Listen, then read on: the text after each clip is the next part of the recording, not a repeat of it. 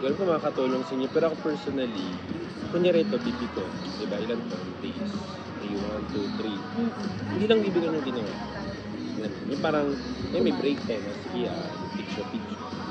Lumalabay ako sa client. Parang, okay, may ginagawa akong module for, as a leader. Pero, feel ko kahit EUM ako, ginagawa ko naman siya dati. EUM ako, 4 months pa lang ako.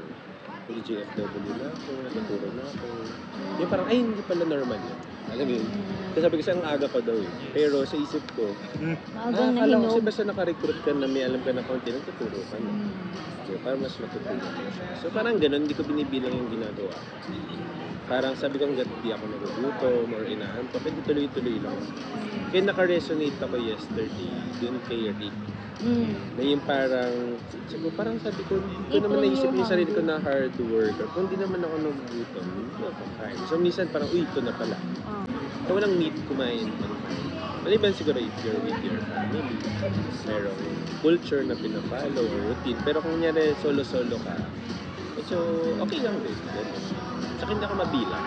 Alam mo, yun yung, parang kahit ang ganda ng routine mo, performance mo, kasi ko yung medyo mabilang. Yung parang, yung bilang na bilang, may ako parang sabi ko, pag binilang ni BM nilang ginawa niya, hindi naman niya gagawin. Yung parang sobrang dami, of course. So very important yung character pa din.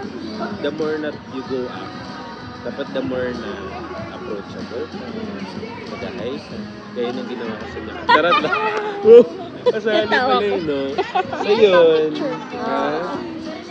Nami-request mo din. Kaya na lang na. Nakita na ako dito. Pag na-upload, mababash pa ako. Sa akin po wala.